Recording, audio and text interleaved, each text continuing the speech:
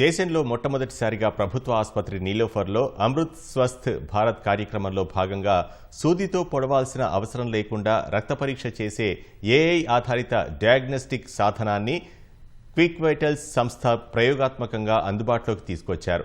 రక్త పరీక్షలు చేయించుకుంటే రిపోర్ట్ల కోసం ఎదురుచూడాల్సి ఉంటుంది. కానీ ఈ పీపీజీ పరికరం మన ముఖాన్ని స్కాన్ చేసి 1 నిమిషంలోపు ఫలితాలను అందిస్తుంది.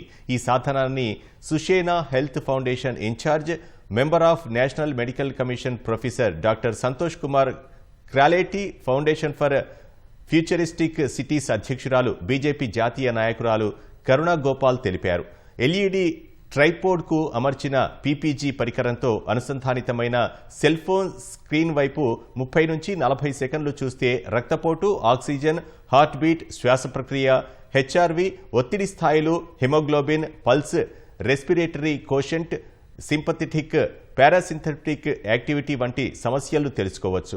మొదటి 2 నెలల పాటు 1000 మంది పిల్లలకు పరీక్షలు నిర్వహించి రిపోర్టులు పరిశీలిస్తామని డాక్టర్ రవికుమార్ వెల్లడించారు.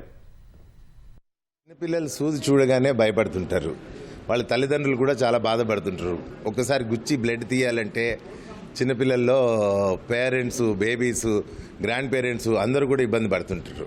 సో ఇవన్నీ లేకుండా బ్లడ్ టెస్టులు కావాలి అని అనుకుంటే ఏఐ టెక్నాలజీ తోటి సింప్లీ ఒక 30-40 seconds, less than a minute, 1 నిమిషం కెమెరాలోకి, ఫోన్లోకి చూస్తే దానిలో నుంచి మనకి రిపోర్ట్ వచ్చేస్తుంది.